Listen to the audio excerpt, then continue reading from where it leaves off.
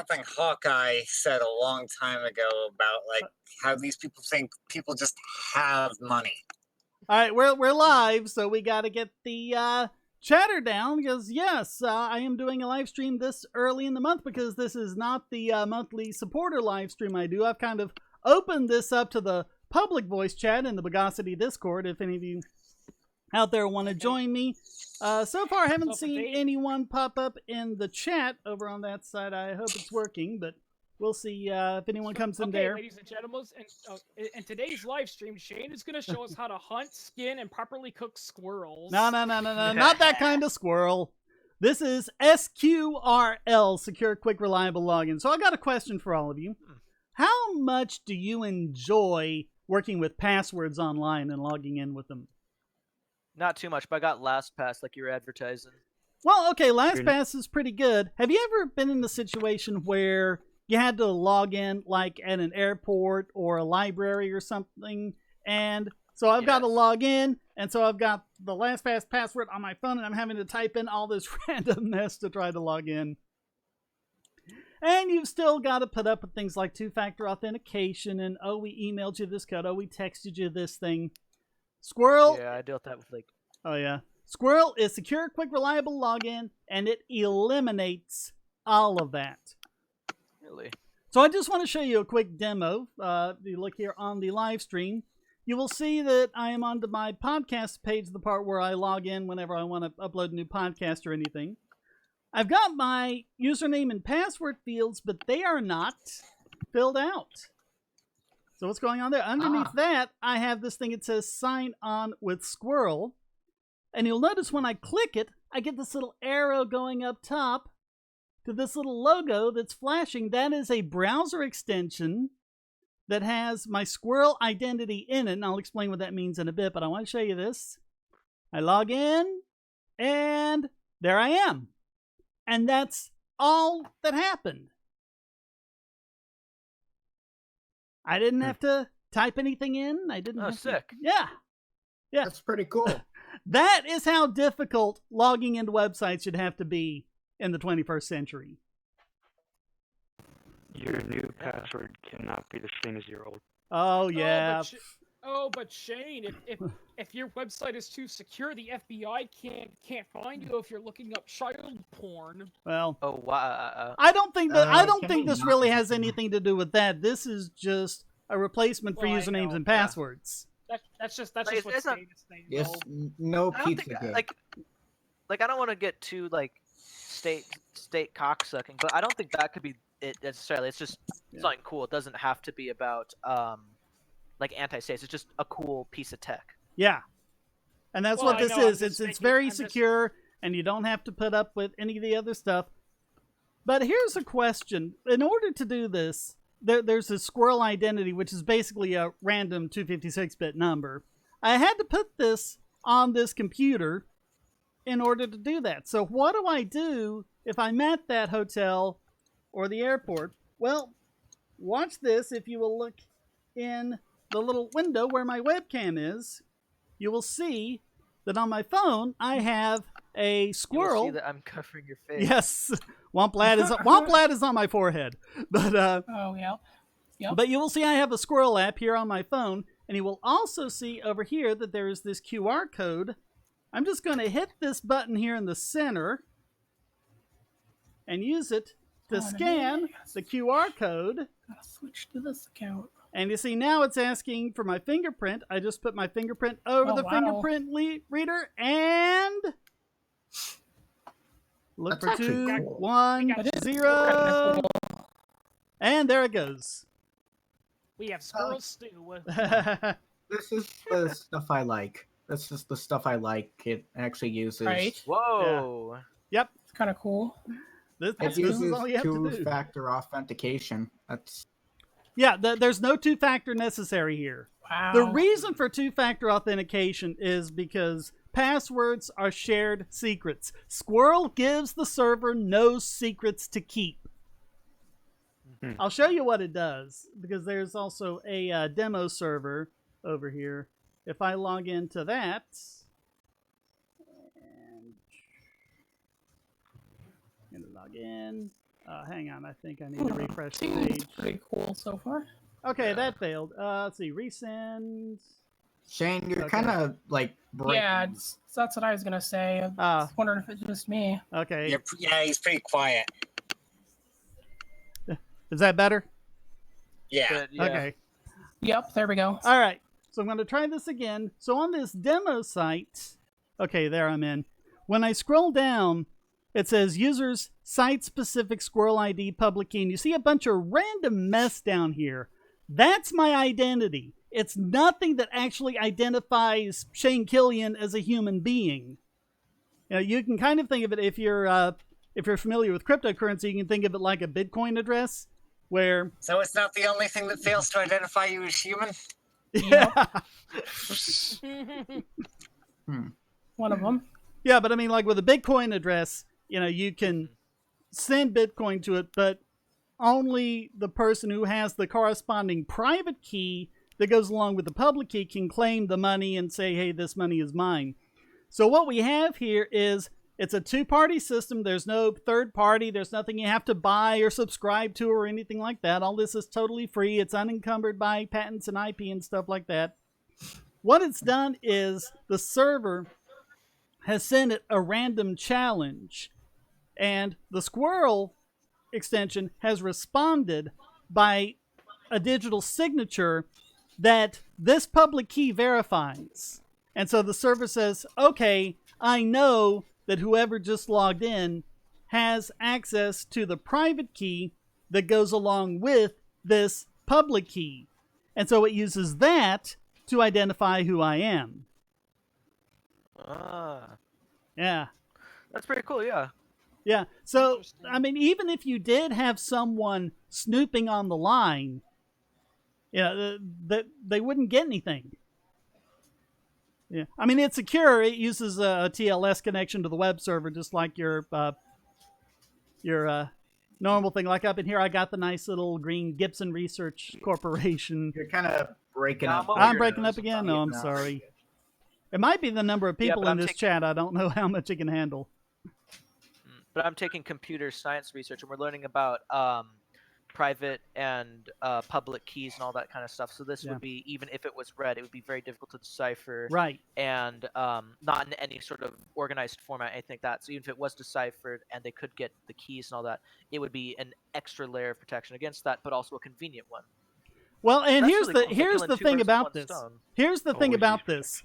This ID is just for GRC.com. The one I made over here for podcast.bogosity.tv, even though it's the same identity that's loaded up, it made a completely different public key for each website. And they cannot be associated with each other unless there's something extra like an email address or personally identifiable information. But Squirrel doesn't use any of that. It automatically and deterministically makes a new public key for every single website you visit. So it's creating its own sort of identification as well. Is that it? Right. Your public key is your identification. Instead of your username and password, it's this public key. I see. That's really good. Yeah. This is going to make my job a hell of a lot easier. I work in IT, and I guess this can be applied to a lot of stuff. Oh, absolutely. Right. Yeah. Yeah, I mean, Oh, this course, is just version 1 of the protocol, and right now it's just for logging into websites. But I mean, we've kicked around all sorts of ideas for, getting into your computer instead of having to log into Windows, or decrypting a Veracrypt container or things like that. We've got all sorts of ideas. One was even talking about like hotel door locks, and they can get you in, without having to have a physical key, things like that. So. There's all sorts of possibilities. One thing I was thinking, though, is that for certain things, especially Steam, a two-factor authentication is required. And it is also required just so you have like your account marked as an active trader and stuff like that. And I was just wondering, could it work for certain external programs? It looks like it can. I'm just curious for that. And also specifically when there is a specified and necessary two-factor authentication. Well, you don't need a second factor because the only reason for the second factor is the first factor, which is passwords, is not secure. The issue is simply that with Steam, you need it for like different verification and stuff. So the question is, if I did have a two-factor authentication, would this not work with it? Would I still have to enter a password on my own? Well, no, I Or mean could it this could actually work. This could alongside it? work alongside it. I'm just Okay, I that's don't good. know how Steam is set up, so I don't know. I don't really know why you would need a second factor if you already have SQRL. Just use SQRL as that. So. That's not the particular reason. It's because for certain like verification on your profile and stuff like that, it would require you to have that specifically for like Yeah. trading. Because otherwise, to try and counter scammers, they made it so that you had to have this app on your phone to verify you, and they could IP ban your cell phone if you were accused of scamming or anything like that. Yeah, And it's it's embedded been with the Steam effective. system. It's Yeah, been to log effective, in. but the Sounds drawback is familiar. that if you don't have it on your phone, then it will take like 30 days to make an entire trade, which is pretty redundant. Or you need to go into your email to confirm it, and it's a Yeah. huge Yeah. freaking hassle. Yeah. Yeah. Well, I mean, if it's outside just identifying you to the website, then that's outside of what SQRL is set up to do. I see. Yeah. Now there I just are a wanted to make couple of sure. things that SQRL can do. There's something in there called Ask. I don't have the demonstration for that where I can get to it conveniently, but there's an option where the server can ask you a question like, "Do you want to transfer $100 to a Nigerian prince?" And then Yes. you can have buttons that say, yes, make me poor, or no, it's a scam. And then it's like an extra piece of information you can send back to the server, but it's still signed with that public key, and the server can be completely confident that you're the one who made that response. But he promised me $150 in return, Jim. Yeah. You don't understand how this works. Yeah. Or even worse, the decision is yes, I want to buy that product now. So it's like, well, I don't want it, so I'll just click no. But it says, no, I don't want to buy it now, but I want to buy it later. This is gonna help Wasn't me that out. an episode Well- of Aqua Teen Hunger Well, Force? what happens? Yeah. What happens as a result of the ask is completely up to the server. SQRL is out of it after that point. It just sends the user response over to it. But you can have it. You can have it say, okay, you want to transfer this money. Here's the SQRL link. Click it or scan the QR code, and then it asks you. And so No, I'd like to try an Wait, extend. No, I'd like to try an extended trial, but I'm pretty sure I want this. You got a bit of echo there, Kyle. Yeah, someone's that echoing. was Aqua Teen Hunger Force. Yeah, it's heads I win, tails you lose. I've heard there are some scams that do that though. They have that. Man, this is gonna help me out when I get those emails saying I can avoid my income tax by writing on my forms with red crayon. I'm pretty sure, as Shane pointed out, a lot of people say, "Oh yeah, I do this when I file my taxes all the time."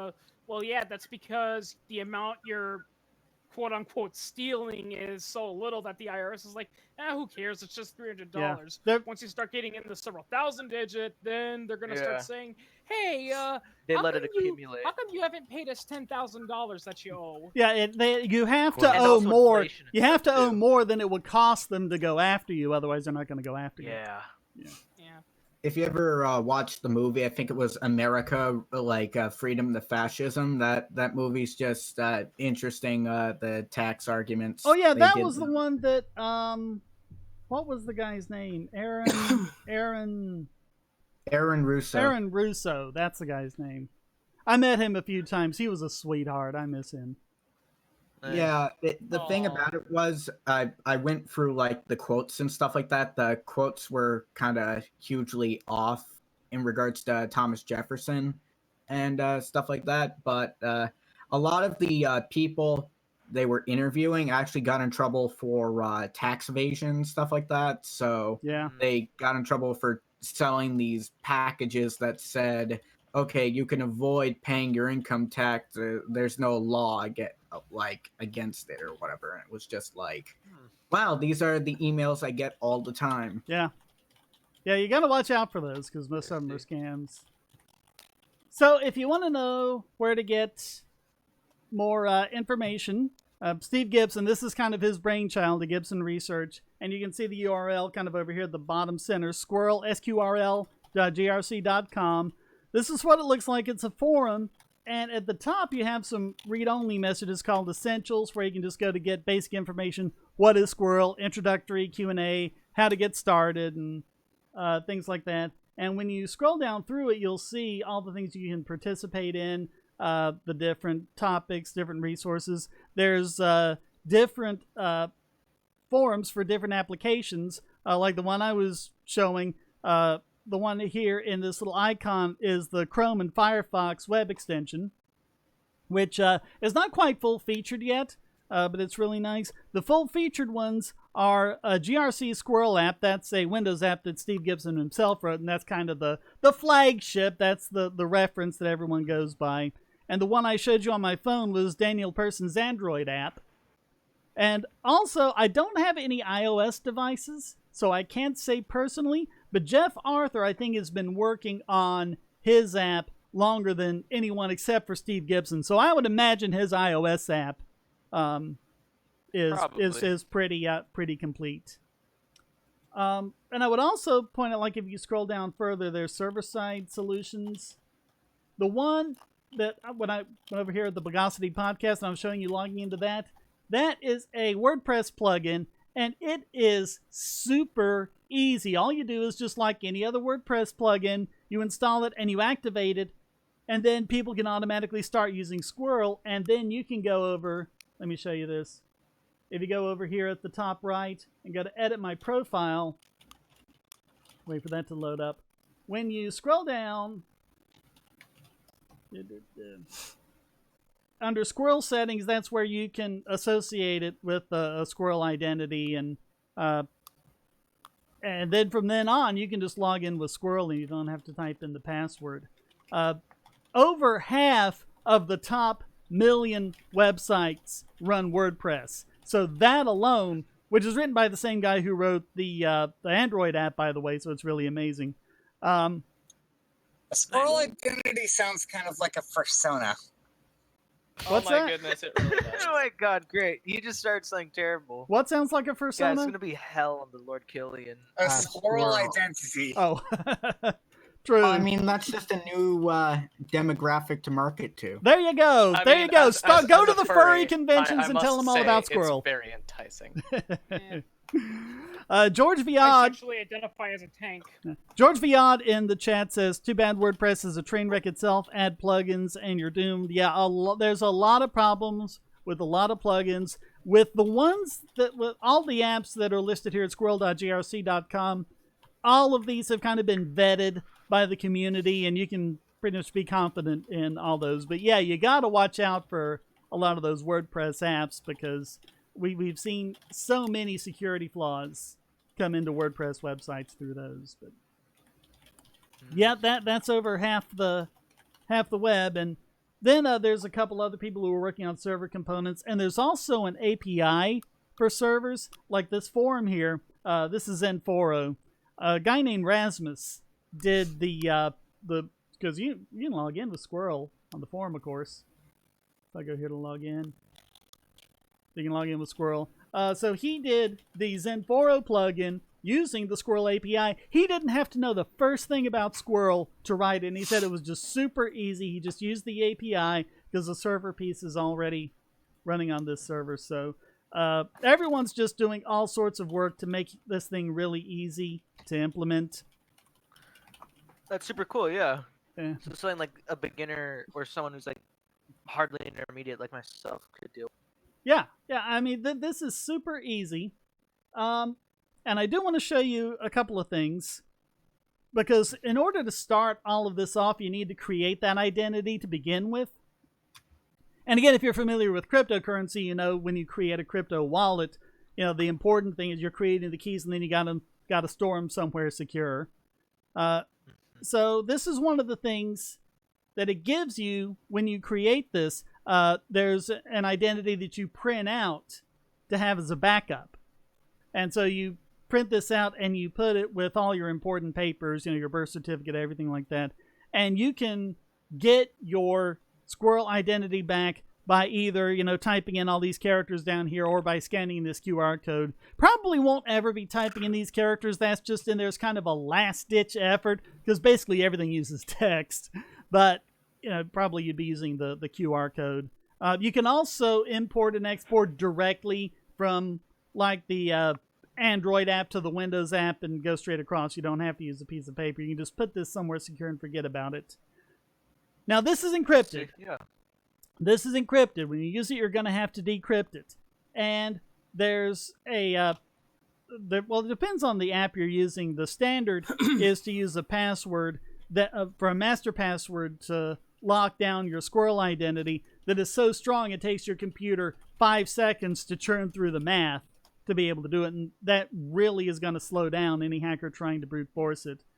But it's not even like, because right now they just grab a whole bunch of them from the server. Again, the server doesn't have any of this. The server we give the server no secrets to keep. So, but what if you forget your master password? What if you change it or something else happens? It also gives you this rescue code. And notice it gives you this big warning, do not discard this page. So you print that out and write it down, keep that somewhere secure. This identity backup, this printout, you can print that out whenever you want. The rescue code, you get one and only one chance to keep this when you create your identity. So make sure you keep this safe. If you forget your passcode, this big long code will get you in. And it'll also do some other things that you might never have to do. Most people probably won't need this even once. But if you are afraid that your identity's gotten out there and someone was able to decrypt it, you can use this rescue code to generate a new one, rekey it, and resecure all of your websites. Rescue code is a hash, I think. Well, what happens with the rescue code is exactly what happens with the master password. And there's all sorts of technical details I could go into if you want to, but it does that 5 seconds of churning with math to turn it into an encryption key, and it encrypts your identity, just like with the... So it's the grand master password, yes. essentially. Yeah, this is your get out of jail free card. If anything screws up, this will get you there. So Random note. Actually, staying in jail is a good strategy for Monopoly.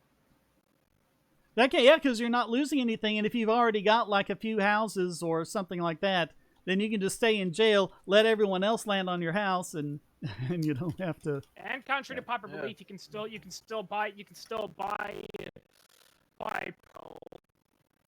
You're breaking up, Chris. I didn't get that. I said you can still buy property if you're in jail. Oh yeah. Yep. You can. Yeah. If you go by the rules that if someone passes up buying a property, it goes to auction. Yeah. I see. Well, and you can add houses and you hotels to existing properties if you have a monopoly. Yeah. But everyone knows you can't. Everyone knows you can't buy anything until you made it once around the board. Why? That slows down the game. Yeah, I don't think that's actually a rule, is it? I don't. Yeah, a lot of rules that are pretty well established are just kind of like commonly accepted house rules. Like you have to go once around the board, or if you land on free parking, you get all the money in the bank. I hate that one. What the hell? I hate that one. Yeah, I was trying to Google videos of squirrels and ended up here. Wow. Okay.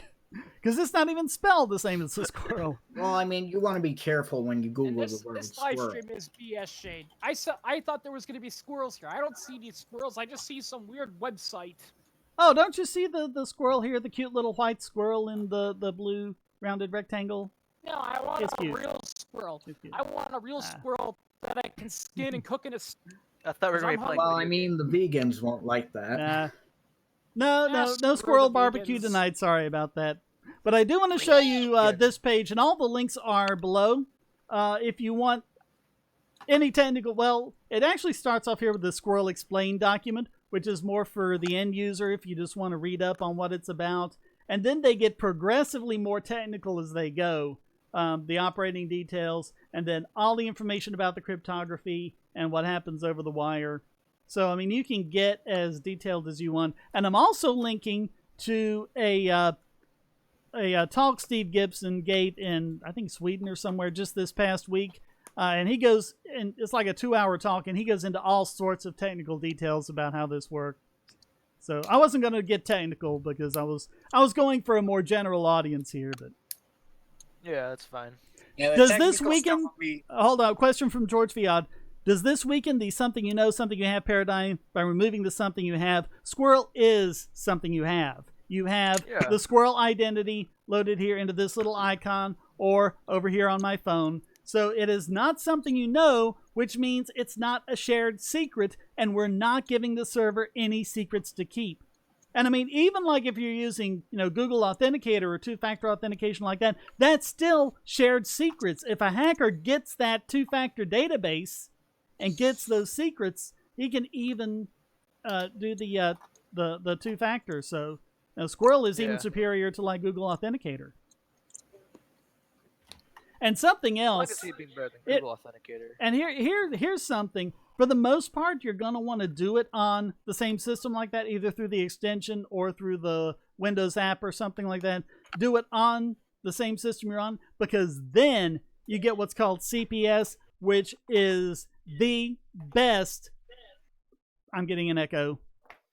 Right. Yeah. It is the best phishing attack prevention I think even exists. You don't get it if you do like I did earlier with scanning the QR code. That's called cross-device login, because in order to work, the Squirrel app needs to be able to talk back to the browser. But as long as you're on the same system, as long as you're using an extension in that browser or an app on that same machine, or if I'm like on my phone but I'm browsing to a website on that phone and I tap and use the Squirrel app on that phone, if it's on the same device, I get all of those phishing protections.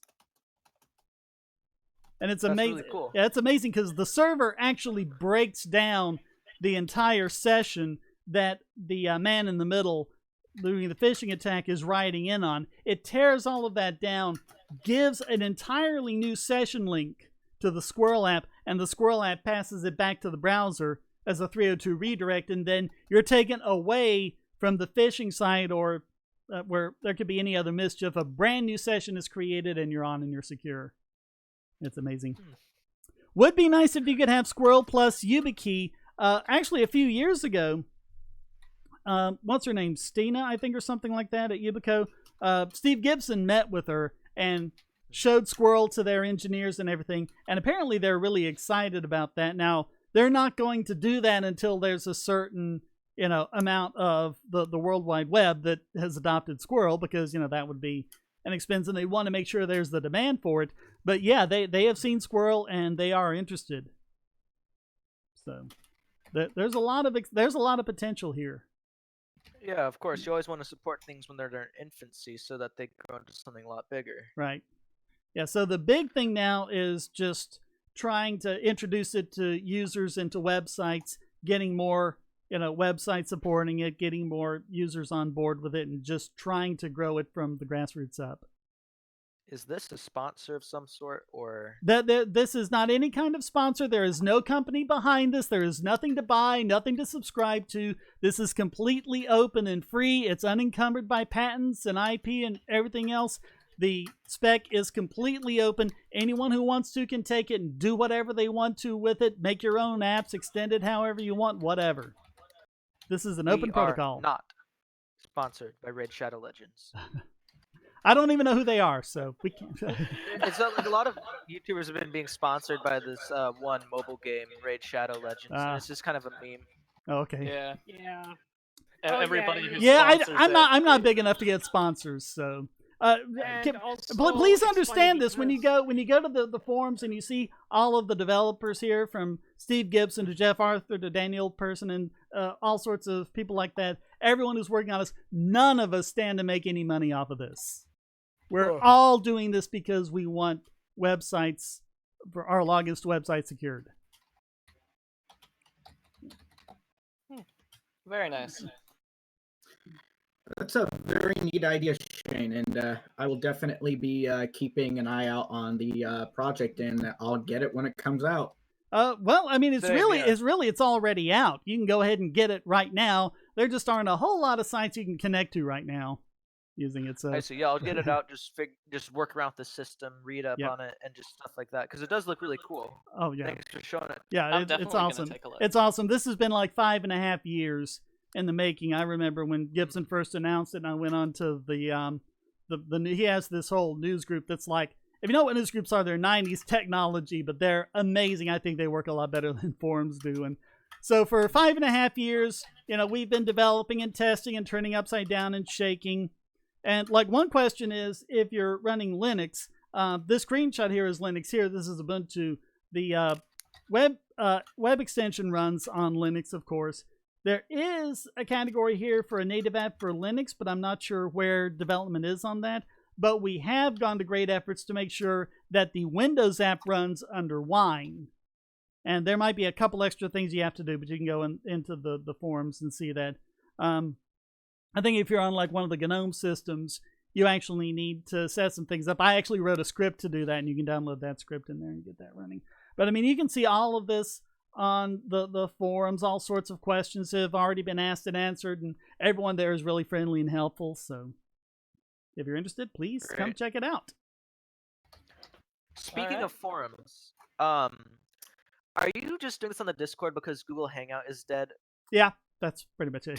I knew it. Yeah. I didn't have any other solution handy, so I was like, well, what can I do? Yeah, and so I'm pretty sure this hasn't been done before. Yeah. Discord. Okay. Who's the status stooge who downvoted this video? I always get one downvote instantly. I think someone has a bot there trying to downvote my video or something. I don't know. Yeah. It's like on for a second and it gets a downvote. I mean, who knows? Who's the status that's DDoSing Mr. Bogasti and making him sound like a robot? Well, we're not exactly sure because like Mumkey Jones got his channel taken down off of one final flag on a video that was privated and had no views, so it could be YouTube itself. Wow. Oh yeah. Yeah. There's been some news from whistleblowers saying that YouTube does have a program where if any of their backers, say, hey, we don't like that video, get rid of it. Well, they'll send bots to go after and flag it. So the problem is these are all conspiracy theories, and we don't really know because there's no transparency behind it, and us creators are just like twisting in the wind. And they what they say is well, if we make all of this transparent, then people will just do what they can to get around it. But I mean, it's like if you make clear limits and tell us what they are, we can make the videos to conform to those limits. Yeah. Isn't that what you want us to do? Because he got three strikes on on two of his channels in the same day, and one of them was on a privated video when they'd previously been available, and some of them were even monetized. It's a total shame. Yeah.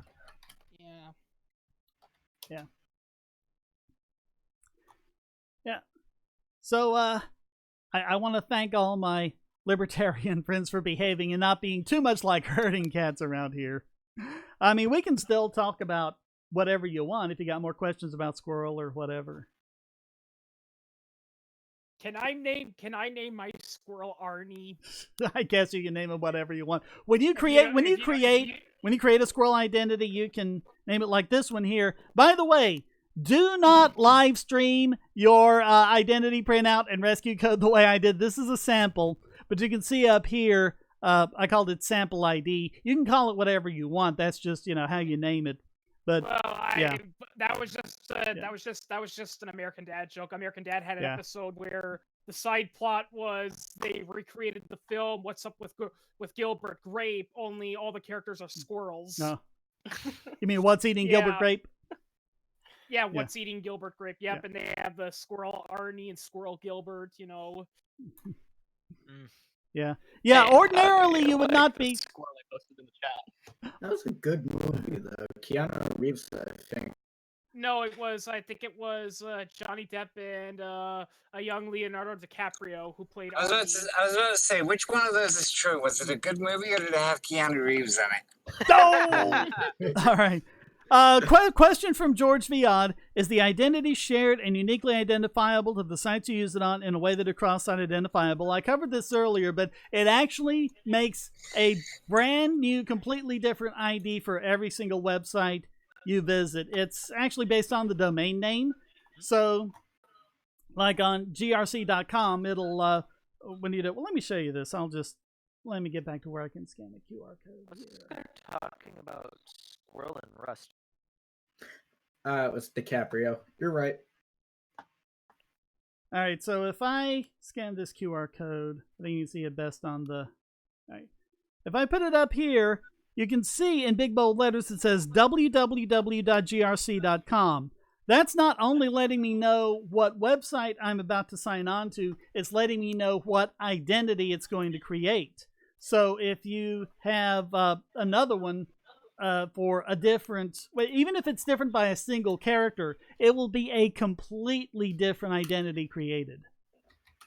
And there will be nothing to cross them over.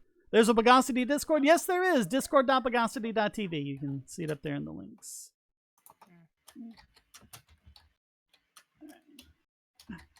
Yeah.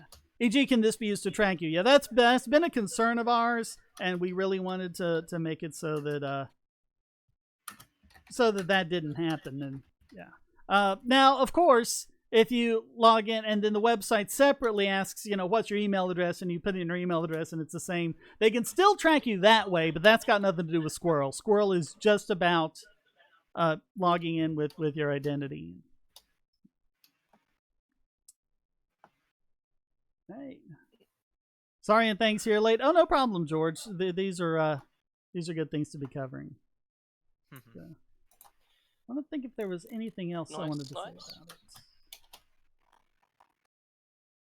Visit the Bogosity at the top of the screen. Yeah. You're breaking up. I didn't get that. You're just advertising the Discord. Yeah. Oh, okay. Visit the Bogosity Discord. Yeah. Flawless plug. At the top of the screen. Let me tell you what links I've put down below so you can see what's there. There's the SQRL forum, sqrl.grc.com. And the demonstration where I just was. Hang on. That site right there where you can just try out logging on. There's the main sqrl.htm page, which is here, and you can get all of the information on it. And then underneath that, I went ahead and gave links to the Windows app, the Android app, the Chrome extension, the Firefox extension, and then the WordPress plugin. Although really, the thing to do there is just use WordPress to search for SQRL, SQRL. And then the last link there is the video link to that talk that Steve Gibson made that I mentioned earlier. So please check all of those out. Reddit thread that guy was talking about, and it's just like, it's just Reddit. Them saying like he's selling snake oil and all this bull. Oh, I haven't seen that, but yeah, I mean you're gonna have the haters. From Reddit, the better life is. I would urge anyone, I mean, we are extremely open to criticism of SQRL because that's what we've been doing for 5.5 years as we've been finding all these problems and trying, because that's what you want to do with something like this. You want to find all the problems and fix them. So, you can come into the forums and do that, and people are responsive. Just, you probably might want to make sure you read over the specification first just to make sure we have it all, because after 5.5 years, I think most of it's been covered, but who knows? Maybe you'll have a neat idea. I would love to stay in chat, guys, but I gotta go. I gotta take a business call. All right, we'll see you, Pops. All right. I think I have to head out too. All right, we'll see you, Daniel. Stuff acting up. Yep. Later, Pops. Executioner out. All right. Yeah, we might be winding this down. I don't know. I didn't know how long y'all wanted to talk about this, so I have actually cleared out my normal, 8 to 10 thing. But I mean, we can go shorter as long as you want. But I think we've pretty much got the main points of it. Anything else you can kind of read yourself. But I might look at that Reddit post just for giggles and maybe even do a response to it if there's anything worth responding to. But yeah, I know how toxic Reddit can be, because there's been a couple like cryptocurrency threads I was interested in Reddit, and there's been a lot of good stuff, but yeah, there's been the toxic stuff. And like one time, and I happen to know this because when I was talking about the password, how SQRL strengthens it, it actually uses an algorithm called SQRL to do that, and that was invented for Tarsnap by a guy named Colin Percival. All of this crypto in SQRL, by the way, is very standard. There's a standard crypto library called libsodium. Everything is in there, so we're not rolling anything new. But anyway, Litecoin uses SQRL for its mining, and someone on one of those was bragging, yeah, Litecoin invented SQRL. All I did was reply and say, well, no, actually, Colin Percival invented it for Tarsnap. Okay, I guess Chris had to go. All I did was reply and say Colin Percival invented it to Tarsnap, And then I got censored and deleted and blocked. So all I did was correct him. Sounds like Reddit, yeah. Yeah. Like the issue is if the mods aren't terrible, then the users are. Like my friends like, look at how bad libertarians are, and he showed me like r/ANCAP, and like I guess there wouldn't be an age of consent under libertarianism. Well, I mean, I think it's a double-edged sword, because on the one hand, if you leave it as a free-for-all, then yeah, you're going to get all the toxic comments, so you probably need to do some moderation. But the more power you give to the moderators, the more power they have to censor and become corrupt and things like that. Yeah. So, what are you going to do? Reddit's just something else. I watched this video where this guy like laid into like his 10 complaints about Reddit, but the two guys with him were like, they weren't like Reddit defenders or anything, but they were definitely taking devil's advocate because they got their YouTube channels popular through it, and it kind of sucked. Mm. Yeah, because Reddit's just like the spawn of bad opinions being escalated everywhere, and everyone thinks like, oh, I can get popular off of Reddit, which you can't. It's not like any other sort of social media or like YouTube or Twitch. Like, Yeah. you just get upvotes, and your posts have more priority. Great.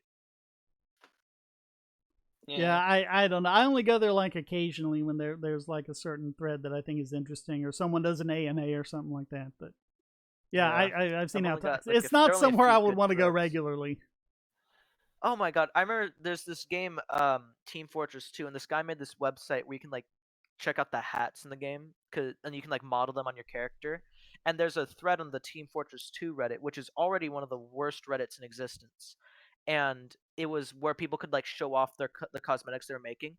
So the moderators started banning people who used that after like 2 years because for like no reasons. Like, I don't like. They literally said that they didn't like the blue background that the website had by default with like the 3D player models. That's like and the then only they formed reason. Facebook. Yeah. Like Reddit that's so degenerate. So someone this is why I don't use Reddit. Reddit is cancer, but everybody pretends that it's not. This is why I use Reddit 4chan. Is phony everybody recognizes that it's cancer. That's true. 4chan. Yeah, 4chan doesn't like, pretend 4chan, to be anything other than that. Yeah. No, yeah. Like I live in LA, and I live right in between like really nice and really crappy neighborhoods. Like where I live right now is kind of a ghetto. That's why we got a nice house, but for cheap. But like, trust me, there's plenty of phonies in LA, but like they don't got anything compared to Reddit. Yeah, Squirrel doesn't fix that, by the way. Squirrel doesn't stop the trolls; it just makes sure they're secure when they log in. Yeah. Something else I might mention. Something else I might mention. Squirrel also can't do anything about bots versus humans, so it's not a replacement for captchas and things like that. So you still have to fill out captcha. Yeah. That's fine. In fact, there might be cases where you would want Squirrel to log in automatically with the bot, like if you had something that had to happen at midnight every night, a backup or something, and you needed to log into this, because right now you just put the password in your script. Well, now Squirrel would have to do it. So yeah. So there might be perfectly good reasons to have a bot with Squirrel. So it's not made for that. Mm-hmm. Well, that could be useful. It looks really cool. Yeah. Because like in this time, there's a lot of things that are either for like quality of life or say security. Like LastPass. LastPass is kind of both. It is definitely kind of quality of life because I can just go there, controls, or like just have everything copied to clipboard, go over there, 2 seconds, click. Yeah. But this I think it's mostly for security. This something is a lot better because they always talk about there's this trade-off between convenience and security. I think Squirrel gives you both. There's no trade-off here. Yeah, I mean, and I think the size of it. Well, and most users I don't think really care about that, and they don't want to have to set up like two-factor authentication or the email verification or anything like that. Users want, give me a button to push to make it work, and Squirrel does that. Mm-hmm. There's an initial setup. There's an initial setup that you have to get through, but after that, you hit a button and magic happens, and that's what most users are interested in. I feel like I'm gonna have to introduce Hoplu to this. Okay. I'm Hoplu. I'm professional at animating. Everything bounces like it's Hoplu's great. I love his videos. Hoplu's cool. Yeah. He's got the best voice of all time. Yeah, he's shown up at a few live streams in the past. Yeah. Hoplu, where are you when we need you? Well, he was showing up. He was showing up on now. Hangouts. I don't know if he's on. I think it was when Hangouts went away, so it might have been when we switched over to Discord to do the live streams. I don't know if he's on Discord or not. Maybe he doesn't know that Hangout got deleted. He's just waiting. Like, I was just using Hangouts 2 or 3 days ago. It's gone. Yeah. I'm not sure what date it was gonna go, but it's going. If it's not gone away now, it's going away soon. So. Yeah. Yeah. Cool, it still works. That's what Google does. It sets up something, gets you used to it, and then it takes it away from you. I was watching this recent interview with this hacker guy who wanted to make self-driving cars, and he said that his thoughts on Google and Apple was that they don't do, especially towards Google, was that they don't do anything new well. They do what already existed decently. Yeah. When Google pioneers something, we get Google Glasses. Yeah, because that was. Well, you don't have to be the best at anything. You just need to be first and get market penetration, and then you wind up with things like SMTP, which is please die. Well, Henry Ford did not invent the car. He did not invent the assembly line. He wasn't even the first to try to make a car with an assembly line. He's just the one who made it all work. Yeah, he wins in economization. Yeah. He made it all work. He paid well. He paid his workers well and gave them shorter hours, so the worker morale was high. The cars were cheap enough that most people could afford them. A true hero of industry. Yeah, and they were good. They were good quality cars. I mean, they had to be because the roads were made for horses. They weren't made for cars, so they had to put up with a lot. Basically, everything was off road compared to today. They had roads, but they weren't paved nice and flat with asphalt. Asphalt was a response to cars. So and that's what happened to all of the buggy whip makers. We just have them pave the road. Yeah. There you go. Yeah. I'm sorry, my brother wanted to get into talking about something, and he would start screaming when I told him I was on a podcast. So I had to mute my mic for a sec. Sorry. Oh, that's okay. He's not young. He's 14. He's just kind of crazy. Yeah, Kitty. Totally normal response. Yeah, Kitty, there is a lot of stuff Google took away, and I'm even trying to remember it all, but I remember there was this podcatcher I had that was great. I listened with it all the time, and then they took it away, and I was like, oh, what am I going to do now? And I forget which one I said. There's this website they had called YouTube, and it used to be really good. Then they ruined it. Yeah. A company decided to create a pair of smart glasses that look like normal glasses from the front, but there's a reflective layer within the lens, which a projector reflects off of the lens. That's pretty cool. And essentially just appears straight on your retina. I'm not sure how they work, but Sony actually came out with augmented reality glasses. They had it where you put it on, and then on your kitchen table you see your Minecraft world, and you can walk around and do stuff with it while you're still seeing everything else. Microsoft did that. Yeah. What you call it? Yeah. Augmented reality. There's edit classes though. There's this VR thing. It's things called Dreamscape or something like that. It's whatever. It's really on rails though. It's not like the VR CS:GO. It's nothing great like that, but it's still pretty interesting.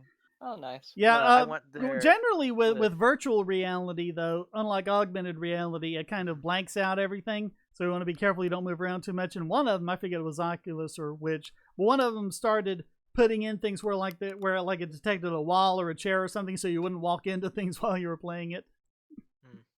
Well, I'm not sure what this is kind of in between, because it was mostly virtual reality, but it did register. It did have rendering some objects because we were all in a physical space. So it registered. So the 6 of us had mods we could move, and also there were certain props that we interacted with on the map and stuff like that. So it was in between. It could be considered augmented reality because of the functions it had, but we didn't see anything actually. But we saw actual physical representations of people that were right next to us and objects and stuff that are next to us. So I'm not sure where that would fall on that spectrum.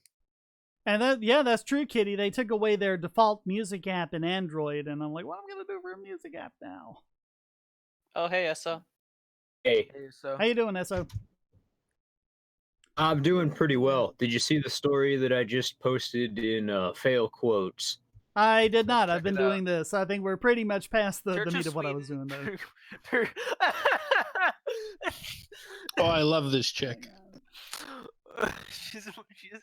she's my new waifu. No, it's like Yeah. soap operas. It's absolutely the best. You really don't realize what level of acting this is. It's just Yeah, I heard about this a couple days ago. That's hilarious. Oh my god. What do you think she's going to think about all this 20 years from now when she looks back on this? ask Jane Fonda. Perhaps how lucky she had it.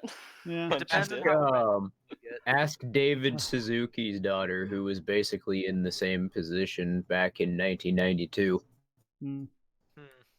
I can't really talk because I was an idiot at that what age. you were talking about. Sorry. Talking about. Oh, basically, David Suzuki, he's one of those climate activists now. His daughter basically gave the exact same speech that Greta Thunberg did, just replacing a lot of the buzzwords that Greta Thunberg used back in 1992 to the United Nations. You could still find the whole thing on YouTube. Someone should put them together in one video. I was actually working on that right now. Awesome. Looking forward. Just cringing at Greta. That'd be funny, yeah. Thanks, so you made the live stream go on longer. You say you cannot make this up. I think isn't the Washington Examiner a parody site? You know, like Oh, it's not. It's not. Let's see. Washington Examiner. Let's see. It doesn't seem like that. I don't know. Yeah, it does seem kind of It's also been reported on other news sites. Probably, The Wire, The Blaze. I just Okay. used Washington Examiner because it's, you know, the one which would have the most objection to the people who use the genetic fallacy whenever they get faced with something they don't like. Yeah, I don't know. It's getting hard to keep track of all the parodies because there's one that's like called the Herald Tribune. That's a parody site, but there's also a Herald Tribune in I think like Arizona or something like that. So it's easy to get them confused and trying to keep track of which sites are parody and which sites are real. And like, there's like the New York Times and New Yorker. God, I have the most pretentious English teacher. Like she used to make us read the New Yorker in advisory instead of doing like what we wanted to because instead of teaching you rhetoric and logic. Yeah, exactly. Kitty Cutie in the chat says they just have apps you have to pay to listen to good music or put up with a whole bunch of ads. Either one. You're either paying or you're putting up with ads. That's kind of how it is now. I think that should really be, you know, a defining feature of where the current socio-political order is at, where it's impossible to tell between parody and actual news at face value. Well, that's Poe's law. That's just Poe's law. Yeah, and that's where we're at. I'd say half the time when I see an actual news article, I have to actually check it out because I initially think that it's parody. By the way, Squirrel is not supported by advertisements. You will not get any ads with Squirrel. That's good. Trying to bring it back to the topic. Again, I want to emphasize this. None of the people involved are out to make money on this. They're all volunteering. So then it's just time. a matter of education. And I mean, speaking, you know, in my experience, people's passwords are terrible. And I work with a fairly large organization, and I've seen some of the statistics on passwords when we did an analysis, and my God, it's worse than you think, people. You guys are probably more savvy than most, I would say, in my estimation. And I mean, most people, let's put it this way, most people have one password. Yeah. And that password is bad because it's they probably already been broken. They don't want to put up with it. They don't want to type in a whole bunch of crazy characters. They don't want to have to remember a different one for each website. They don't want to have to install another weird thing to keep up with, like a yeah, but honestly, LastPass itself falls short because even using I've used LastPass before. I use KeePass XC myself, but LastPass, I've walked people through using it. It's kind of a pain in the ass. Frankly, sorry, I'm not sure if you're. I mean, it's yeah. I I want to mean, demonetize you here. I think it's I think it's as good as it can be, but I mean, you're just dealing with passwords, and it's just crazy. And this is the thing about Squirrel, especially if we can get Squirrel to the point where we don't have to worry about apps. It's so popular, it gets hard coded into the browsers, and it's a web standard, and all the web servers supported. And it's just get where the users hit a button, magic happens, and they're logged in and it's secure. Yeah, I worry about like single point of failure, and I worry about the security of that security device. The single point of failure would feel better to.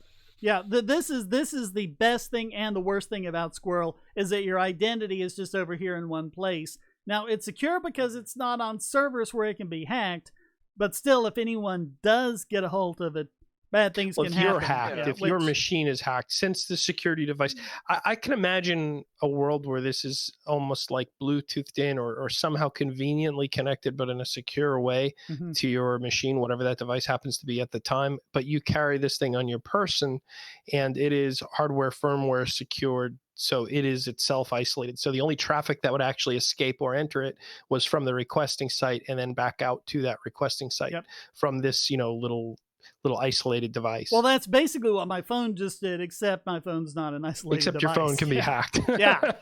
Right. My phone is not a YubiKey, so yeah. But yeah, I mean, and if you had some way for the device to talk back to the browser a standard way, then it could use CPS and cut off all of the phishing attacks as well. Yeah. So. Yeah, I definitely read that a lot of people are very lazy with the passwords. That's just something you see all the time. And I had a good password, but I was still lazy with it. Like I checked, and it would have taken like quite a while, like billions of years to have decrypted it.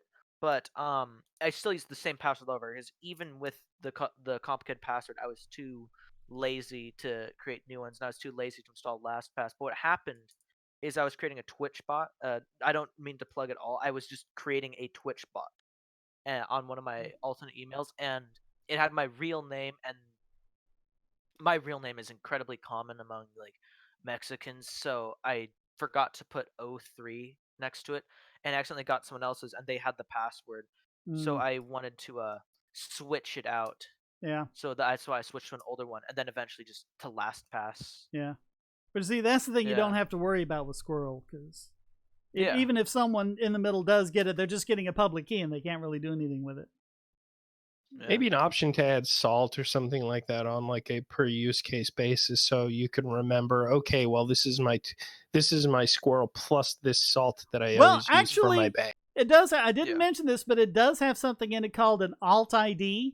If you want like a second login to a website, or you just want a little extra measure of security, like when you log into your banking, you go to your Alt ID, you type in whatever text you want.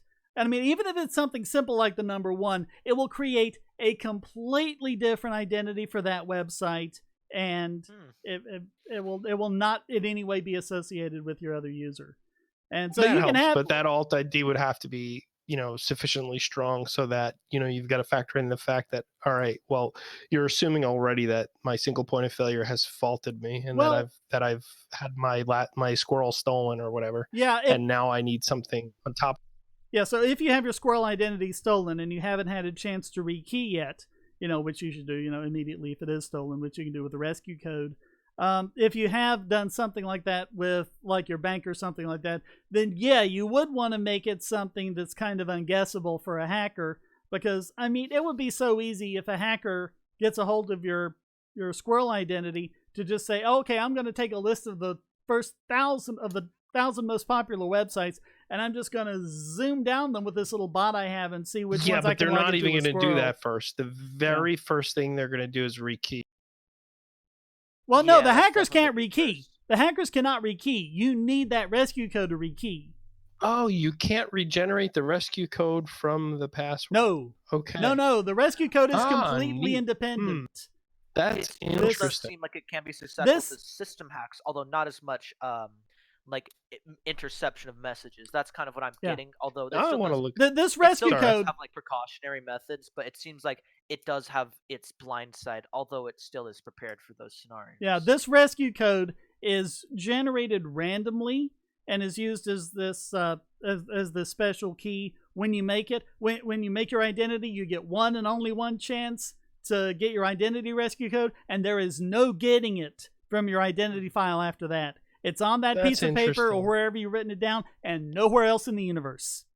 Is this on, what is this, GitHub, GitLab? Where is this project? Well, go to squirrel.grc.com, sqrl.grc.com, and you can get all the different implementations of it.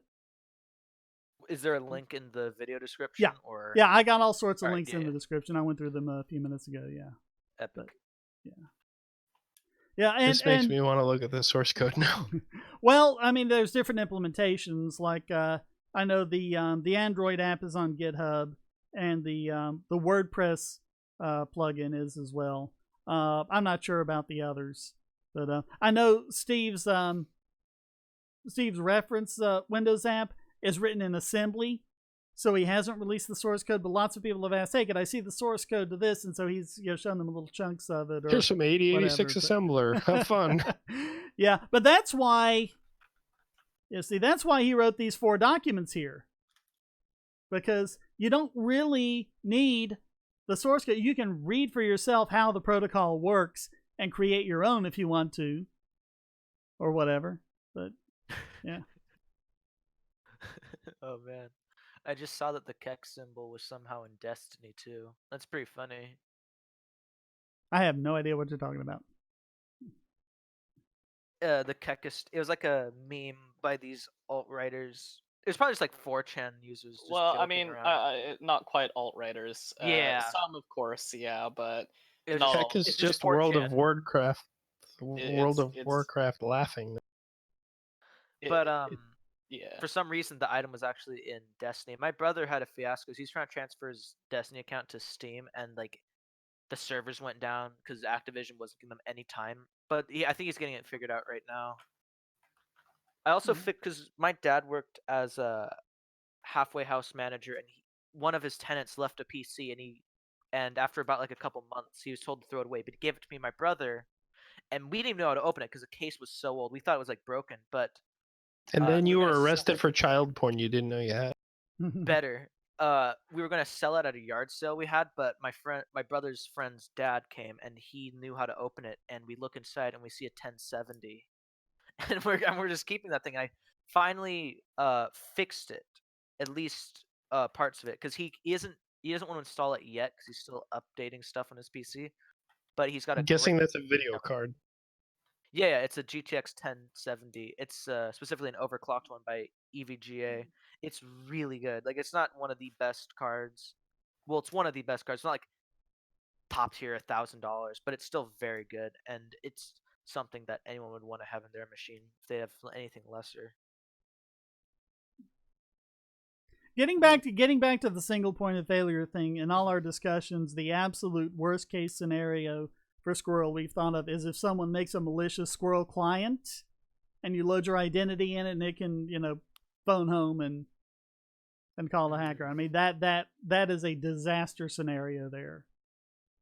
Again, or if they were Trojaning you and you used your regular client and they observed your login or something. Well, I mean, they can do other things, like they can get your password with a keylogger, but you can always change your password or whatever. Generally, we thought that once you get malware on the machine, you're pretty much done. But the absolute worst would be because the client does everything to keep that 256-bit random number secret, and even other malware on the machine can't get to it. But a malicious client would be able to get it and send it home to the hackers. That would be the worst case scenario. So when you get a Squirrel app for a device, go to sqrl.grc.com, check it out with the community, and make sure it's a safe one. So. Yeah. It's just like going back to the cryptocurrency thing again. If you get a malicious Bitcoin client and you put in your private keys there, then your hackers can go, "Yay, we got your money," and they transfer your money out to their address, and now you're broke. So it's the same kind of thing. The same kind of precautions you would take on a crypto wallet you should take with Squirrel, probably times 10. So. Because this is really important. Fair enough. Yeah. Oh, vaporwave. Yeah, which is why any big crypto I mean, you're going to do stuff offline most of the time with crypto if you're moving anything big. So I mean, you can't really do that, which is why you really need that isolation. Yeah. I think that's the big thing when you're putting all your eggs in one basket. Even with something like LastPass, it's the same exact thing. It's you've got that database, it's got all of your secrets, and then you're going to decode it in front of the bad guy, and the bad guy's going to get it all. But I mean, it's still 1,000 times better than what most people are doing. Most people are just reusing the same damn password or variations of the same garbage password, and one place gets hacked, and then you're pwned. It's done. Yeah, but again, with SQRL, you've got the rescue code, which does what none of the others can do, because you can go and get that rescue code and then make sure you type in that rescue code on a good client, because if you type in the rescue code on the malicious client, you really are screwed. But you can type in the rescue code, you can rekey, you can go to all your websites and update your SQRL identity. There are some people who are even talking about making clients, because ordinarily SQRL does not remember the websites you go to because it doesn't have to. It generates the keys deterministically on the fly. But some of them are saying, like, hey, let's make a client where it remembers the websites you've been to. So on this client, you at least go to the important ones, like the e-commerce sites and stuff like that. And then if anything bad happens, you just hit a button and it all happens instantly before the hacker can get to it. So people have all sorts of ideas for how to extend this and make it better. That's good. So. Yeah, of course. Like, is it Emperor Picard SQRL will absolutely protect against man-in-the-middle attacks when it's used on the same device as the browser. I covered this a little earlier, but it uses something called CPS, where it actually completely tears down the session that the man-in-the-middle is using. The SQRL client gets a link with the information for the new session, and SQRL gives that to the browser as a 302 redirect. It's taken away from the malicious website, and you are golden. So, yes, it will protect you. We were talking about like things that we would have to do. Basically, what they would have to do is they would have to set up their man-in-the-middle site. They would have to poison your DNS to get the domain name, pointing to the right one, and they would somehow have to get a secure certificate for it. So, I mean, and if they can do that, they can fake anything on the web for you anyway. Yeah. And no matter what you're using, but that's what you have to do. And the only time I know of that anything like that happened is, I think a couple of nation states have done that to their citizens very temporarily, and then it was found out and they had to do it. But so it is possible, but there's a lot they would have to go through to do it. And whatever they did go through to do that would fool anything else either. It would fool LastPass, it would fool typing in your password, because according to your computer, that would be the... Very nice. But I mean, if you've got, I've talked about DNS over HTTPS before. I got a video on that. But if you set that up and you're connected to a trusted server like Cloudflare or Quad9 or something like that, then they won't be able to poison your DNS because they're not using the DNS, that you're set up with, that your router uses or whatever. So you're actually going to that. And if we can get DNSSEC, which is a way of verifying and authenticating those, and that has to be done on the back end. That's nothing a user can do. But if they do that, then we'll be able to verify that the DNS record that we're getting is actually the one for the website. So there's a lot of people out there working on new secure standards. Fair enough. Just so you know, Hoplu might be joining momentarily. Oh, cool. Yes. Just to hear the voice. Who doesn't like Hoplu's voice? Who doesn't like Hoplu's voice? I will avenge my honor. It's 1952, and welcome. Something that Hoplu and I found out. Well, I found out, and then I showed Hoplu. There is a YouTuber on. Speak of the devil, and he shall appear. Hoplu! Hello! Hello,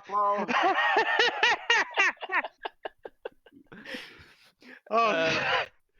Hey, Hoplu, shall we recount the time where I showed you the YouTuber who has the exact same voice as you? Yes. Okay. So I stumbled upon a YouTuber known as Carneades.org, and they talk about philosophy in relatively short bytes of content, which is quite nice. And they also go into logic. On my YouTube channel, I even have their 100 days of logic playlist for people to look at if they stumble upon my channel anyways. But I immediately had to show Hoplu, and I went, Hoplu, he sounds exactly like you. And Hoplu went, that's very unlikely. And I go, no, Hoplu, he sounds exactly like you. I oh my god, it must be him. And Yeah, because as soon as he started speaking, Hoplu, can you please reenact your reaction? I can't remember, but Oh, it was very strong. Yes, it was Hoplu's reaction was along the lines of what? What? I can totally hear that in my exactly head. like me. I can totally hear that in my head in Hoplu's voice. Yeah.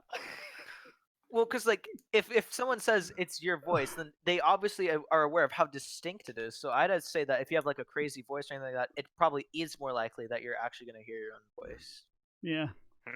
Like the odds of you hearing it on a regular basis are low, but if someone says they found something that sounds like you, they're probably going to sound a lot like you. No, this is like deep fake, exactly the same. I'm surprised it's not the same human being. Yeah. I mean, I'm like surprised. even then, like if someone who you like knows you and like you have this distinct voice says, I think I found someone who sounds like you, then it's very likely that they actually do sound a lot like you because they obviously understand that the criteria is a lot. Oh, it's uncanny. It's the inflection. It's everything. Because I have a friend who kind of sounds like Donald Trump, so I always like this voice for him. But like they don't sound that similar. Like maybe if when Donald Trump was like 15, they sounded the same. He kind of sounds like this. Yeah. Yes, Donald Trump, he kind of sounds like this. You might have heard him. He's pretty huge on the political sphere. Yeah. Yeah, my name is Donald Trump Jr. Jr. Yep. Yeah. On a somewhat unrelated note, so I take like a computer science class, and we've been doing cryptography recently, and I looked back at Shane's old introduction to encryption guides, and those really helped, especially because I saw the Alice, Bob, and Eve thing. Like, oh yeah, I know what this is from. This is like universal language. Yeah, that was from. Was that the original RSA paper? I think that introduced them like back in the 70s or something like that. I'm not sure. Yeah, they have been around for decades. Yeah, but we're doing research on that, and I want to look at the mathematical formulas for like how we came up with certain encryption stuff with like modulo and stuff. We're doing very basic stuff right now. Like we're still only like 2 weeks into encryption. But it's really cool. Yeah, you see a lot of modulo division. You see a lot of XORs. There's a lot. It's amazing how simple some of it is. I know, yeah. Because I remember the teacher's like showing us all this crazy stuff that it takes to like make a computer and like NANDs and stuff like I'm not saying NANDs aren't complicated, but it's like there's this thing NAND game, which is how you can basically build your own computer by creating all the adders and stuff. And it gets insane, and so much of it is really not needed to make these incredible algorithms and all this stuff. It's really cool. Yeah, just and some of them are just mind-blowing. Redstone. Some of them, I mean, Squirrel's cryptography he uses elliptic curve encryption, and I mean this would not have worked with RSA encryption, but with elliptic curve, you can just have this. Like I said, it's a central 256-bit number. You take it, and you'll learn about an HMAC, which is a way of hashing two things together, a message and a key. You hash that with the domain name. That gives you a completely different number, and then you use that as the seed for using Dan Bernstein's elliptic curve 25519. You just put it in there, and it just automatically, makes your public key, and you can sign something with it. It's just so easy. Nice. And there's something Dash is using now, which I read up on this and it blew my mind. It's a BLS M of N hashing, and M of N is like if you want a consensus of like 6 out of 10 people, and so they all create their BLS keys and they all post their public keys, and so everyone says, okay, it's these 10 public keys, and anytime any 6 of these sign something, it's valid. And all they have to do is you just post something, and then they just start signing, and there's this, it automatically makes this public key that you can use to verify that consensus without creating the private key. And then once at least 6 of them sign it, it makes a valid signature, again, without ever using the private key. It doesn't even like use it and then dump it. It doesn't even have to calculate the private key. The private key never exists. That blows my mind. Really cool. Very nice. I'm gonna have to show this to like the teacher. That'll blow her mind. Yeah, this is really cool Yeah, stuff. show like I said in the below links. There's Steve Gibson's talk that he just did somewhere in Europe, I think Sweden or somewhere. But I mean, he goes on for 2 hours and he gets really technical with it. He's talking to the technical audience and answering all sorts of questions. So that's probably the one the teacher would be interested in. Yeah. Oh, this is so cool. Yeah, this is really cool. I want to figure out for myself. This looks like it could be cutting edge, and if it caught on really well, that would be it'd be really important to have been on it really early, because then you're already like familiar with the features and all this. Yeah, and it's all standard off the shelf crypto. Nice. Yeah. I'm sure you'll learn about the libsodium library. All of Squirrel's crypto is in libsodium, so it's all standard, tested, tried and true crypto. Nothing new has been rolled out. It seems like stuff I could get down in like less than a day or two if I just studied it. Well, just check out these 4 PDF documents, and it'll tell you everything you need to know on the Squirrel page. And then Google's quantum supremacy steps on us all. Well, Squirrel has a version number, and the very first thing that happens with the client and the servers, they agree on a version. Now, of course, it's just version 1 right now, but it's set up where, because when they get quantum computing going and they can get it where they can run Shor's algorithm on the 256-bit key, then it'll go through elliptic curve 250, 25519 like just tissue paper. It'll be gone. So we'll have to upgrade the protocols to whatever the standard post-quantum. Some larger number of bits. Well, they're actually looking at new algorithms. NIST is running a contest, and I think they're in stage 2 now for the new quantum safe cryptography. They're called post-quantum algorithms, and it's just ways that frustrate quantum computers. And the idea is that you can run them both on a quantum computer or on a classical computer, but a quantum computer won't really give you any advantage. That's what they're looking for. So your future TI 89 million quantum calculator won't be able to crack the... In the future, Texas Instruments comes back from the grave and with quantum calculators, just in case you guys didn't. Nice. Yeah. Is that a prediction, or who else makes the Terminator movie? I mean, come on, we needed something with this franchise. We got to do something with this. Yeah, I want to be able to run Doom on my quantum calculator. Let's go. You know, when we were taking the AP exams, this one kid had a calculator that could access the internet, so they wouldn't let him use it. Yeah. He's not cool, though. It doesn't matter. Everything's starting to access the internet today. It's crazy. It is absolutely crazy. We live in an age where light bulbs use the internet. I've heard that somewhere. That's somewhere. The internet is a series of tubes. I was thinking of making one of those Virgin versus Chad memes with on the Virgin side there's Dash Lane, and the Chad there's Last Pass. In the same way that I was thinking of doing the same for Dollar Shave Club on the Virgin side and Harry's Razor on the Chad side.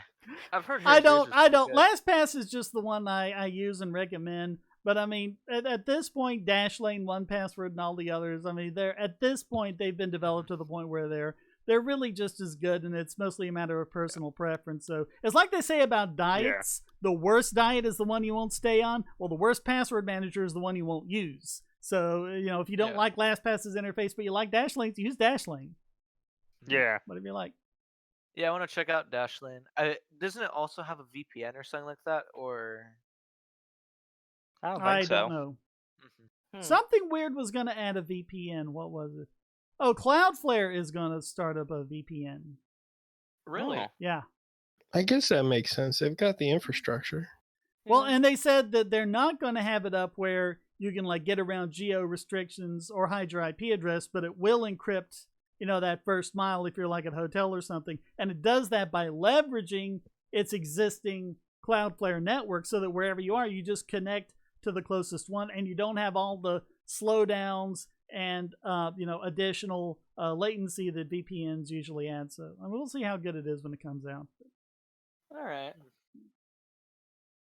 Yeah, they've got the infrastructure, so it's just a matter of implementing the software. I mean, it could be good to use both and switch between for your preferences, what you're doing.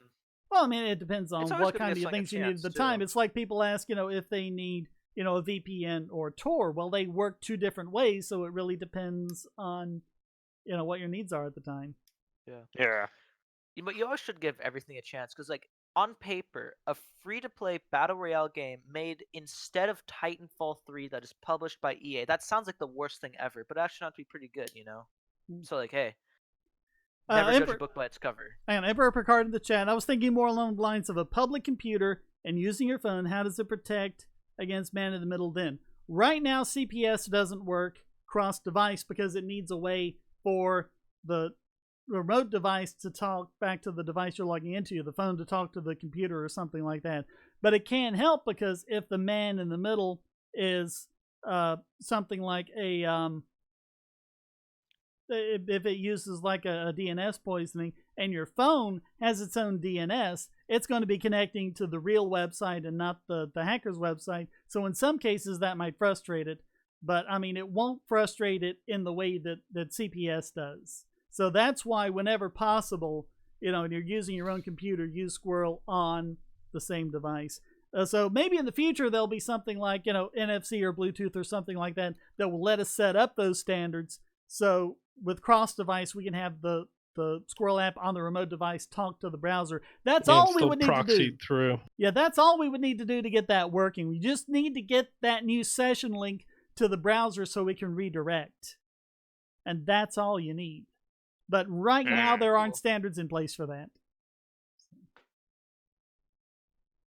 Well, that's quite bad. Well, or unideal. It's a start. It's a lot better than what exists right now. Yeah. Yeah, Yes. I'm really hoping this takes off. I do too. It looks really cool. It looks like something that definitely deserves to be very Oh, widespread and stuff. So sorry, I just realized I misanswered to one of the statements you were saying. I meant to answer to a previous statement. Never mind. Oh. Sorry. But yeah, I mean, it's not perfect. Ain't nothing perfect. But man, with the technology and the standards that exist now, I think this is as close to perfect as we're going to see for a while. And if Squirrel takes off, then that will be an incentive for people to create the standards that will do things like, let CPS work across device and other things like that. Having so you don't have to worry about a malicious Squirrel app. Have it hard coded into the browsers and the OSs and things like that. So. Yeah, but this is one of those things that you definitely want to like get on soon. And there's another thing I found which is called like Parsec, which allows you to like sort of browser share, so you could play like fighting games together without having to be in like the same room or even in the same house. You could just play it like that. And I think it also helped with certain emulators too, with things like that. Like I know that Halo's coming to PC now, but I think like before with the emulators, if you were playing like split screen with people, it could have really helped. So you could still basically play it like that. And in general, I think that's like a really cool thing. And I kind of feel the same way about this. This is like a cool program that should really take off and should really be popular for a variety of reasons. I mean, and Steve Gibson has been, cheerleading this thing to, Yubico and a bunch of other everyone who sees it loves it.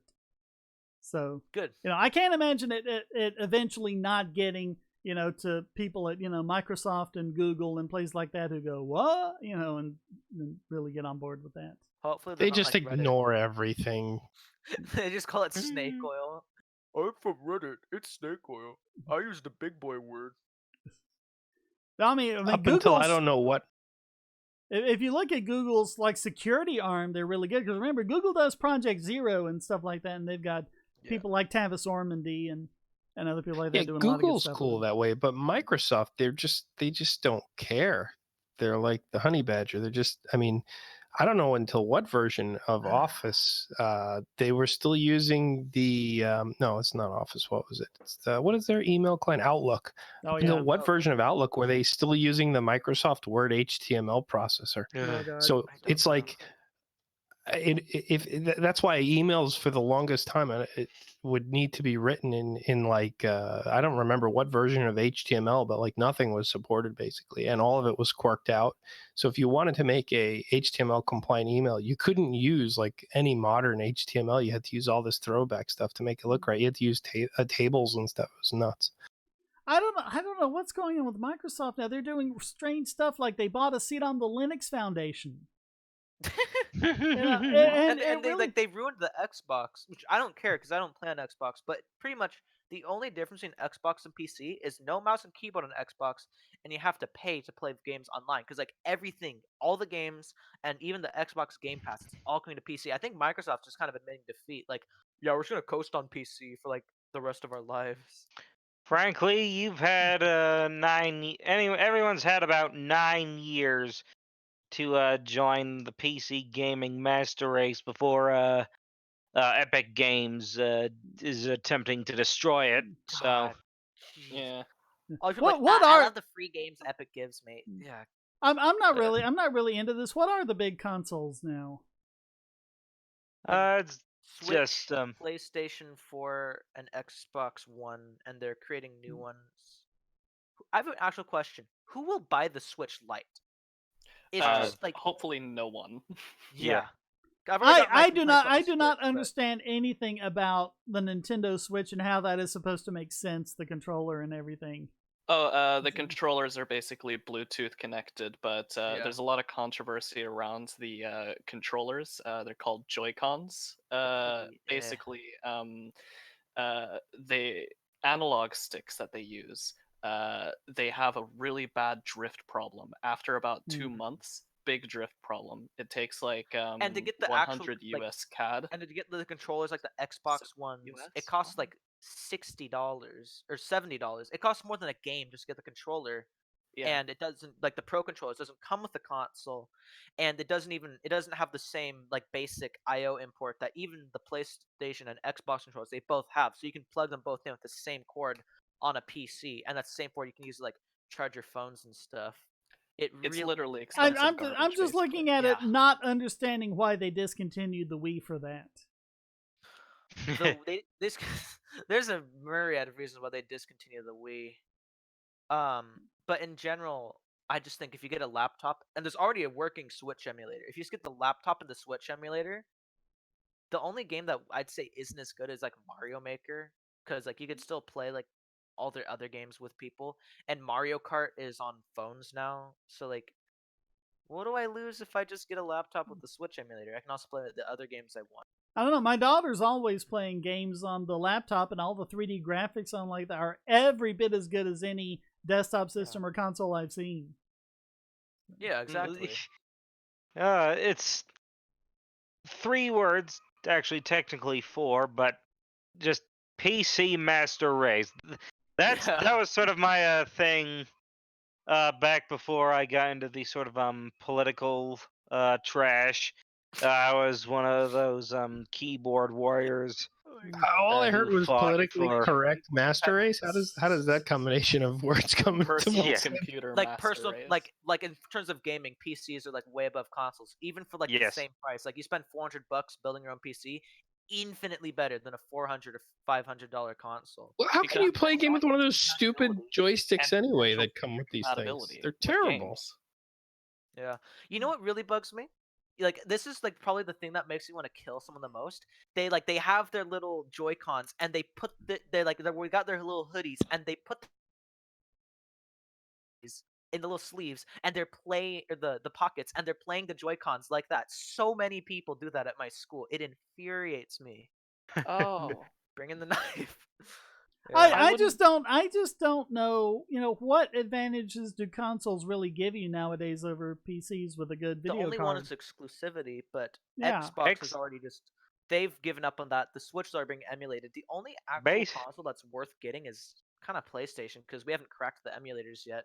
But I think basically the only advantage consoles have over PC gaming is something that the government granted them. Yeah, exactly. Because if we didn't have that, then consoles would die out if it weren't. The console market would collapse without exclusivity. Yeah, well, Nintendo, I mean that's what Sony, happened. They'd be gone. That's what happened to the original Atari when computers like the VIC-20, the Commodore 64, and the Apple II came out. It killed that market because everyone was like, "Hey, I can get a computer." They needed regulations, protections, and stuff.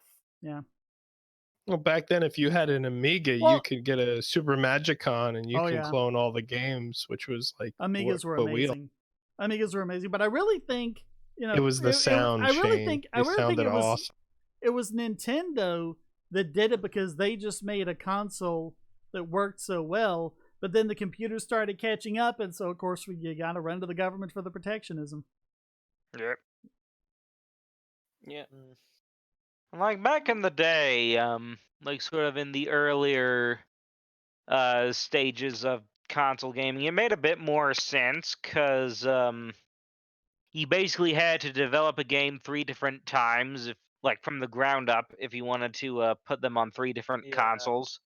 Yeah. But nowadays, and you probably had to purchase rights to do it from Sony or whoever had a console. Well, considering how many bootleg games that have flooded the market back in sort of 80s and 90s, I wouldn't say it's that oppressive, but it's certainly not what it is now, where it's just ridiculous. Yeah.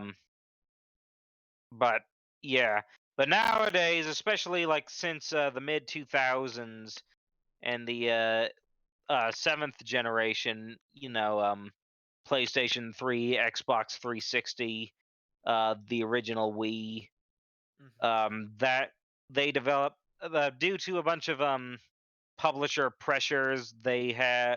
The different consoles and PC market developed industry standards to make porting and releasing on different platforms a lot easier. Yeah. But that was a big priority after 2007. It's just there's so many great games. Why do I want to go out and buy a different machine just to play these? Yeah. For so much, and that's why emulators became even more popular, and they tried to emulate the current ones. All this stuff, and really, just the. But I mean, they're even going to court. Tech. They're even going to court to stop people from reverse engineering these things, and it's like, how is that even permissible? Just making mods. Nintendo is the worst about that. Yeah. Nintendo will just shut you down if you make a single mod or a port. This one guy was mad because there wasn't Mario Odyssey DLC, so he remade Delfino Plaza in it and some other stuff, and they shut him down. Breath of the Wild, the Legend of Zelda one, it's best played on PC because we have modding on that, and people make their own dungeons. It could have been Halo Forge, where you make your own maps and stuff, but instead it was just limited to this. It's all this bull ISP or not ISP. IP.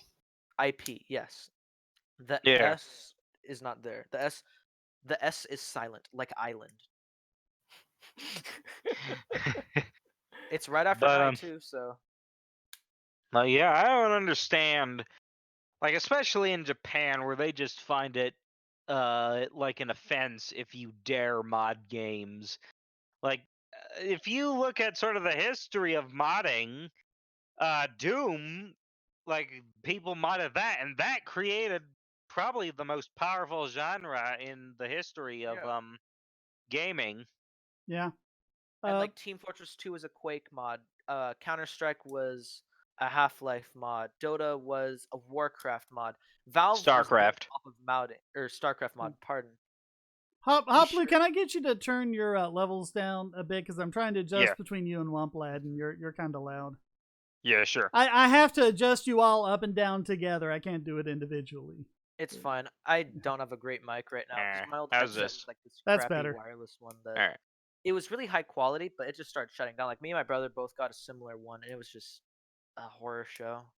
Yeah, well, and it's a real problem because it's not just game consoles and other closed source software. A lot of the DRM that they're even putting into the web standards now, all of that is closed and locked away. And when they were doing that, and even the W3C and Tim Berners-Lee betrayed us on this, because there were a bunch of people that were saying, okay, look, let's just put in the only exception that you're allowed to reverse engineer it if you're a cybersecurity researcher, so we can find these holes.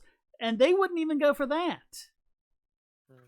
So, I mean, how are you supposed to, figure out where all these security holes are and all these, closed source Yeah, because my teacher was telling me that, first off, Halo Online is still a thing, and you could also play Halo 1 or 2 online on PC with mouse and keyboard, especially Halo 3. It's very active.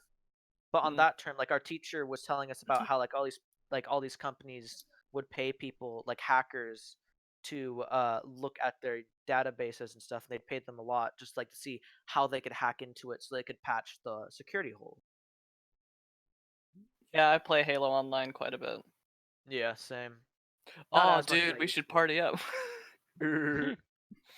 Yeah, I want to play the Halo 2 online, but the issue is I use ESDF keys, and for some reason it won't let me rebind W to E. I don't know why. That's weird. Yeah. Remap your keyboard. I don't want to remap my entire keyboard just for one game. You could switch pretty easily. It'd work. Hack it up. You using Windows? Of course. No. Okay, well, if you're using Windows, I believe you could press, what was it, Control-Alt-Windows key if you set it up, and it can change your keyboard. Nice. Yeah, I can change my keyboard to a Russian keyboard. So that's like you could change it to, Dvorak or Korean or whatever and type in all these different ways. Yeah, I have to leave soon, but I just wanted to close it off with, this is a very interesting program you're looking at here, and there's a lot of other stuff that could definitely deserve the same spotlight, but I'm great that this is getting the notification it deserves. Yeah, it's really impressive. Steve Gibson has done some impressive stuff in the past, like SpinRite, the hard drive maintenance software and stuff like that. So he's already had a claim to fame, but I think this one might end up being, kind of like the one that he's kind of remembered for, like Tim Berners-Lee, or someone like that. This is looking very promising, though. Yeah. Oh yeah. Yep. So yeah. Goodbye. You got all the stuff you need to read up on it. Anyone else got anything to say, or are we about ready to close this off? Or I guess the last thing I'd want to think about is, kind of the same question that I generally run into with the libertarian issues, like, how do you get adoption, and it's kind of a chicken and an egg sort of question. I think, how do you get the providers to provide the endpoint so that you could use Squirrel, and then how do you get people to know more about Squirrel? It's tough. Well, but that's why there's been all this development, for all the different clients that people can use. A plugin you can just put right into WordPress, an API so you can very easily, put it on whatever server system you want to and code it for what you want to. I was going to try to code one for SMF, which is the form I'm using, SMF2. The problem is they don't have any documentation for their API, and it's just crazy. They've got some documentation from like back in the one, but basically they're saying, oh, well, grab someone else's, extension and see what they do. And I'll be perfectly honest with you, I'm not that great a programmer. Give me an API to follow, and I can do it, and I can design the algorithm, and I can do all of that. You want me to reverse engineer something? Nah, it's just. And not a lot of people are still using the forum anyway, so I don't have that much of an incentive. Everyone's gone over to Discord. So. Yeah. I have my own web sort of ideas for programs and websites. I can do like sort of the marketing for it. It's just that I can't program it.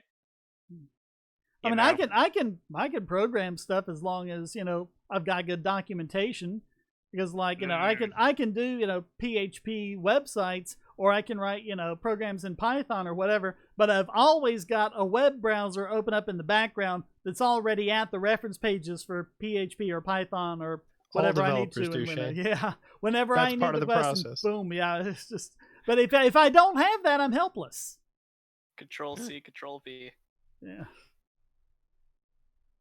Well, I mean, I was thinking that's what I could do. I could take Daniel's WordPress plugin and just copy that over, and all I would have to do is change all of the WordPress API stuff to the SMF. But if I don't have documentation on the SMF, how am I going to know what to do? Yep. It's crazy not to have that documentation. What is Simple Machines written in? I think it's PHP. Well, let me know if you want some help with that. Yeah. I mean, I can program PHP. That's not a problem. It's just, what does it want for the extensions? Yeah. Now, how do you actually hook it in? Because I know you can do it because they have the OAuth plugins where you log in with Facebook, so Facebook can track you even more places and stuff like that. So I mean, it would work, with that kind of interface. I just need to know. I need the documentation for it to make it work. Yeah. I've seen be a boilerplate plugin somewhere for SMF. That way you can use that to get started with, and then if you tore apart the like for example a WordPress plugin for the squirrel, then you can see how that works. And WordPress is pretty well documented. As terrible the as WordPress part, I'm not worried about. It's the SMF part, and what you're talking about, like tearing apart the source code and looking into it, that's the part I have no talent for. Yeah, what makes that really helpful is a good IDE. I like to use PHP Storm. Just dump that whole app, the Simple Machines forum, into PHP Storm. It'll show you where everything is used, and it'll link back all the classes, and it makes life so much easier. You can really dig back through the code. You're not just using a text editor then, you know what I mean? It's all I'd really need is to look at one of the OAuth plugins and see how they work, and just make the scroll plugin based on that. But that would be a time-consuming project for me. I was thinking if I just had documentation for it, I could probably knock it off in a few days. But, Yeah, and what would the impact be, right? So how many people are actually going to implement that on their Simple Machines? I get like a couple of posts on my forum a week. It's not exactly dead, but it's close to it, and like I said, everyone's over on Discord.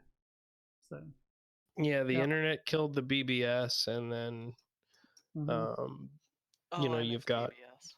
Yeah, me too. Social media killed all of the forums. Yeah, because you got this singular BBS or an IRC, and it's just oh my goodness, back in my childhood, and hearing modems in your dreams. Well, that's like I said, most of the development for Squirrel was done over on the GRC news groups, because Steve has his own news server, and it's just like back in the 90s. I'm using a Gravity 3.0, and I'm just going through and it is so much easier than using forums, just to go through and read through and move to the next one, and then move to the next one and reply and all stuff. I mean, it was great. Yeah, I think Napster and then the other file sharing apps kind of didn't kill news groups, but it definitely dropped the user base, because a lot of people are using news groups and still doing. News groups are still great for wares, but yeah, I think when you're talking about the public Usenet, I think pretty much the spammers have taken it over.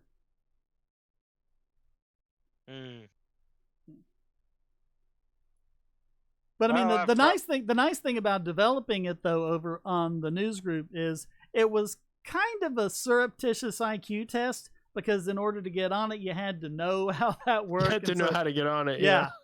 Yeah. So that kept a lot of the Redditors off, like we were talking about earlier, who was just, no, we had some trolls come in every now and then, but nothing like it could have been.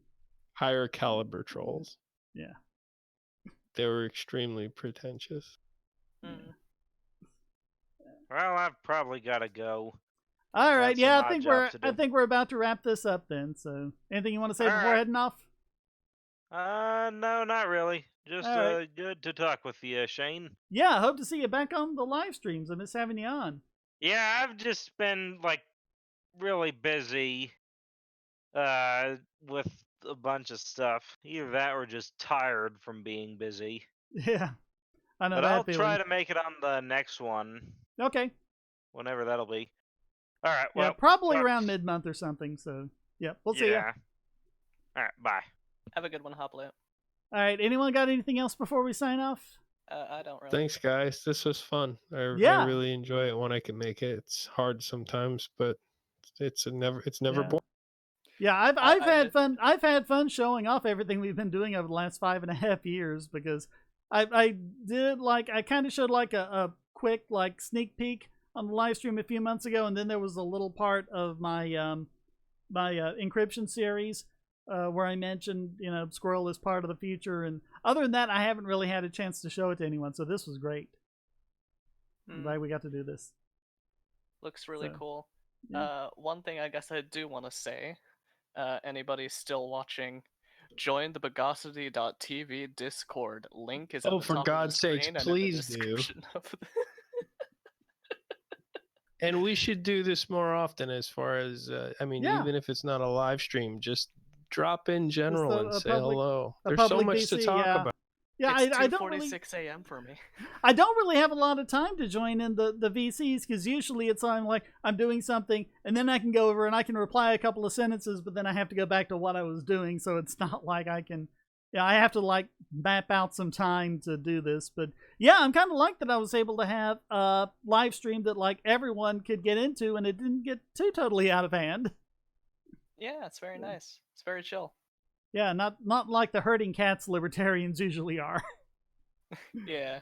So, all right. Thanks, everyone. I'm going to head out now. I'm glad you all enjoyed it, and I hope to have lots more good news about this on the future. And until next time, stay strong and be free.